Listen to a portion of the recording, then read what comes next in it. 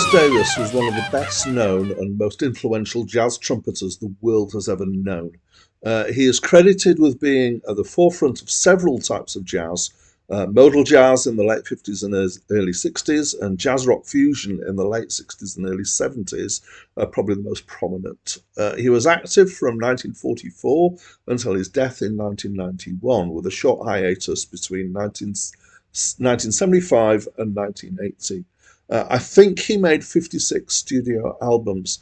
He also is the act with the most albums in this list of albums that I'm working from, which is a total of 21 albums in this list.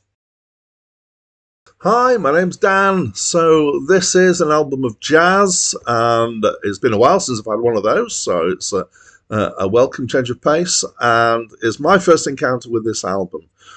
So it's listed as containing modal jazz. I'm not sure if all the tracks are modal jazz. And the other thing, of course, is I still don't really know what that means. I have a vague idea.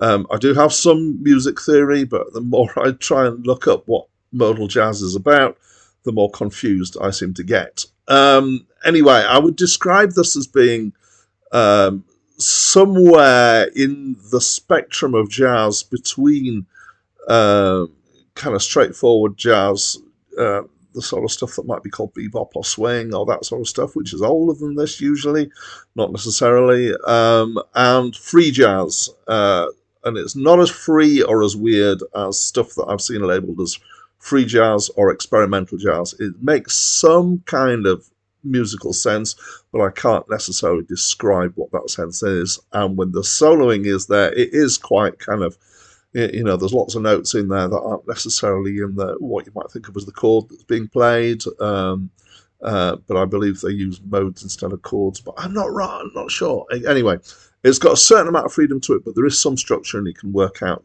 that there is structure there behind what's going on. The instruments here being used are Miles Davis on a trumpet, which is fairly normal for him. The saxophonist is a guy called Wayne Shorter, who I've heard of. I think he's got albums in this list. The piano is a guy called Herbie Hancock, who is pretty well known, even outside jazz circles, and has definitely got albums on this list. And in addition, there's a bass and drums, and they were names that I didn't recognise. Again, if you're a jazz expert, you might well know who these people are. Everybody gets a go at showing off. Jazz is generally about showing off, and they all get a turn. Even the drums do. And there's several tracks and there's several different feels going on at different times. It's instrumental.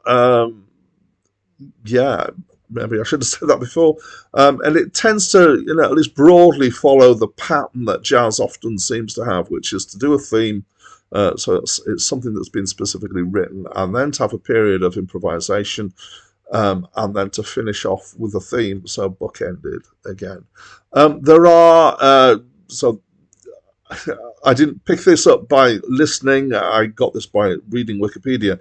There are odd lengths of bars to their patterns that are being used, so it's fairly normal to use a 32 bar pattern or a 16 bar pattern. I don't know why it is, or what it is that is in our the way that we listen to music, that we expect a lot of things to happen in powers of two, but there's here, so there's a 13 bar pattern for a track called Mood. A track called RJ's got a 19 bar pattern.